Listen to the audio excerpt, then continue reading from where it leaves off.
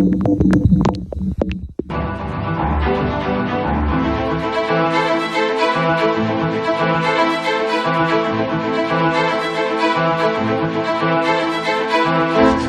noches, ¿cómo están? Vamos a cerrar la semana de Boteprontos tratando de poner un poco de contexto y explicación a la agitación internacional en la que México se vio involucrado en los últimos días a partir de la crisis boliviana, de la renuncia de Evo Morales y de la petición y concesión de asilo a Evo. Y entonces, la verdad, soy honesto, yo no sé mucho. Nacho sabe un poco más, pero tenemos a alguien que sabe mucho de eso. Natalia, ¿cómo estás? Muy bien, muchas gracias. Quisiera arrancar desde México. Es decir, tampoco creo que sea tan fácil este rollo de, este presidente que no le gusta viajar, que ha dicho que para él tal y cual. No, porque pues no había crisis. Pero sí cambia un poco la perspectiva, ¿no? De dónde está México metido en su relación internacional después de la crisis, ¿no? Sí, sin duda. Creo que vimos un activismo que nos marca, a mí me parece un antes y un después en la manera en la cual México se está proyectando frente a las crisis latinoamericanas.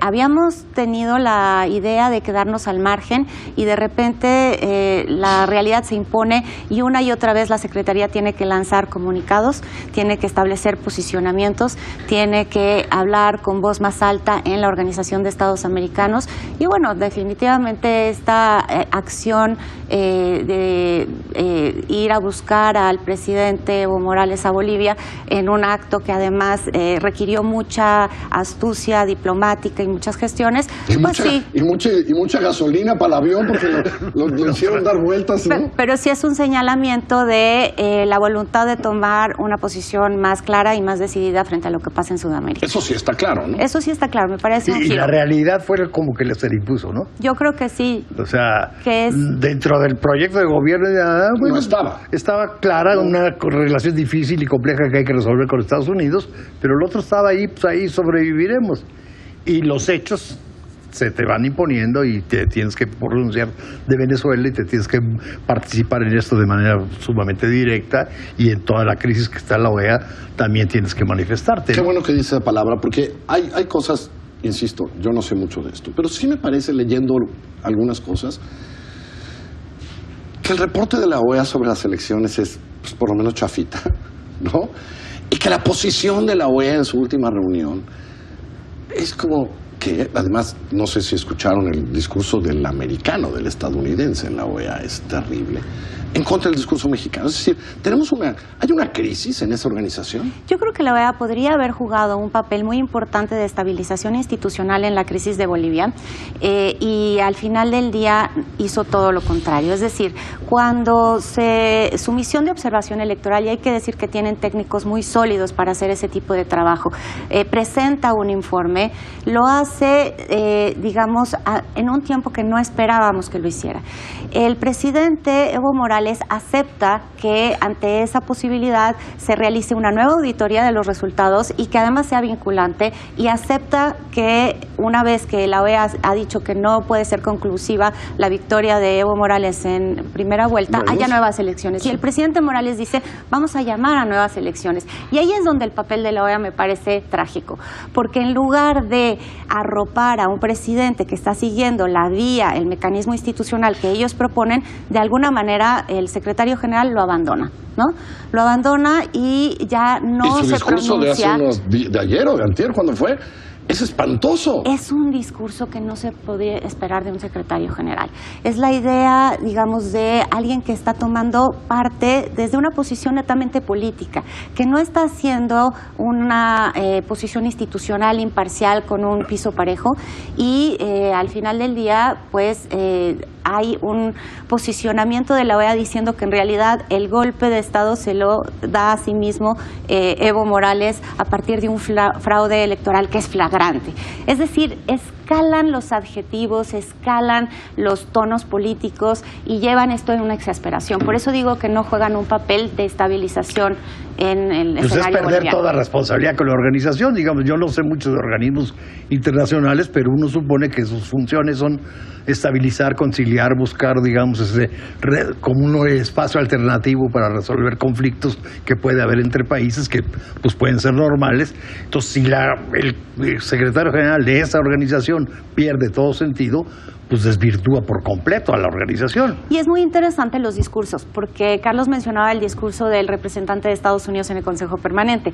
Es en reacción también a un discurso de nuestra embajadora Luz Helena Baños, sí, que pone muy claramente la, desafección de México con el tipo de comportamientos que ha tenido el secretario general, y ya lo hace explícitamente, ¿no?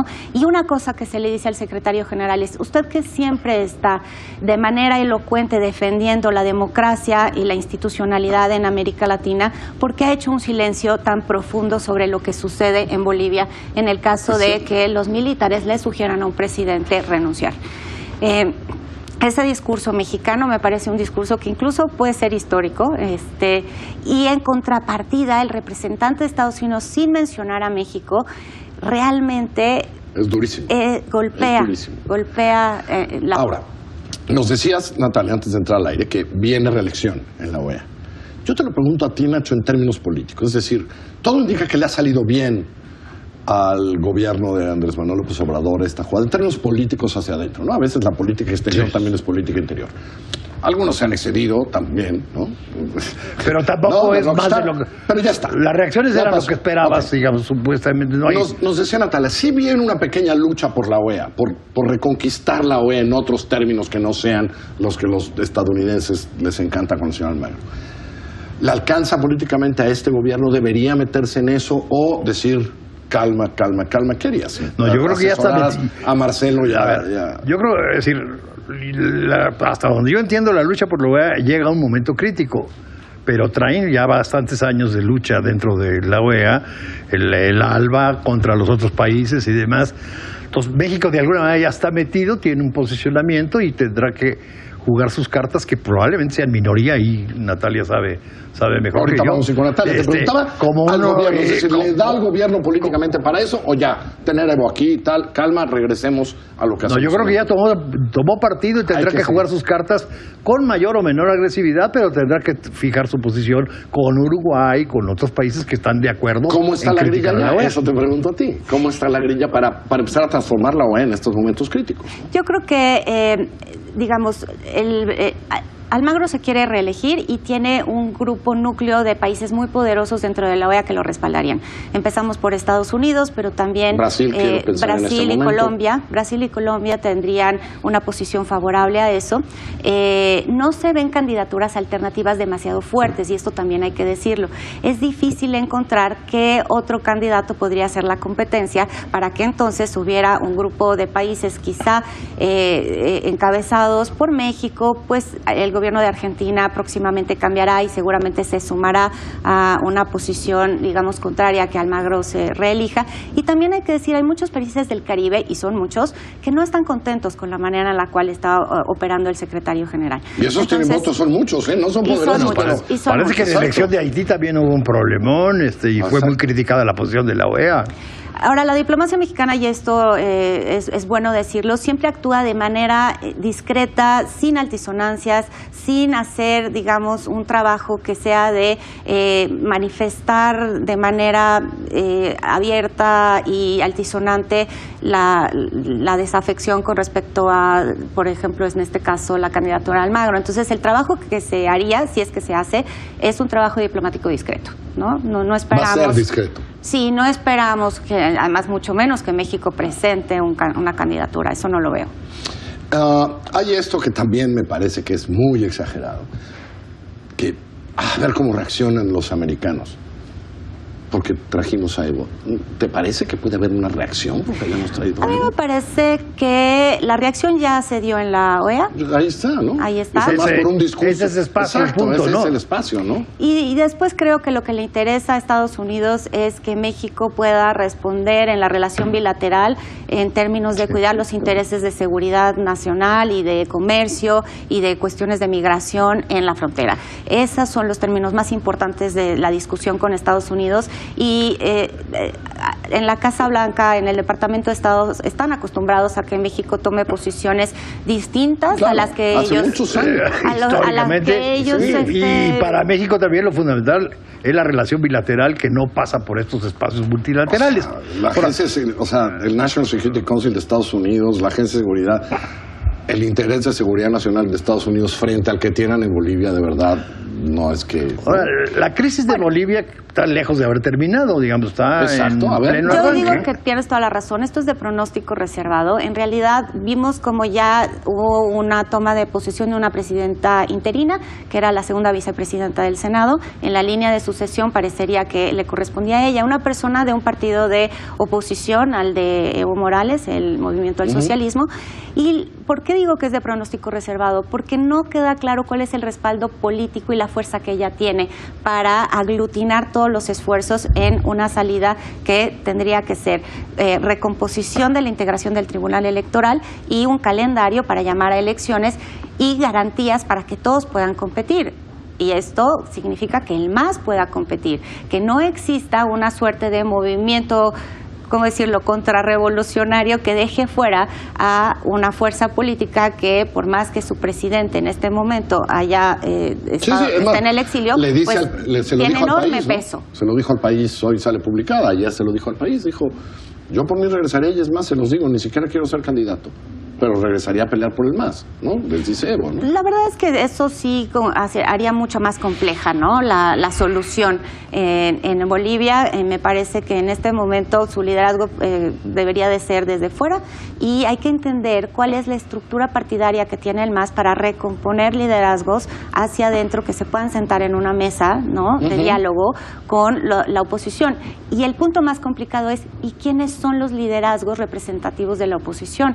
Porque Carlos Mesa, que es el que compitió con Evo Morales, está desaparecido. Está desdibujado. Desdibujado y están apareciendo otros del tal Camacho. O sea, ya nos tenemos que ir, pero de verdad un día te vamos a invitar a que me cuentes, cosa que no entiendo, he googleado, solo eso descubro, el poder del cristianismo evangélico. Que asusta mucho. En todos estos partidos de oposición. Pues no solo es Camacho, el tercer lugar en aquellas elecciones también es súper cristiano. Por eso esta mujer que entra con la Biblia, esta mujer que toma posesión, la fuerza del cristianismo evangélico en Bolivia, medio aliada con los militares, es rarísimo. No, y ahí mezclado también con un tema de racismo, ¿no? Realmente el liderazgo que viene de Santa Cruz es históricamente un liderazgo racista y clasista, y sí asusta porque esa no es una fuerza política tolerante con la cual sea fácil sentarse a rearmar las reglas de la democracia. Más ahora que sienten que ya ganaron, tienen a la señora esa de presidenta interina. No va a estar fácil. Gracias, Nacho, un placer. Encantada de estar aquí. Buenas noches.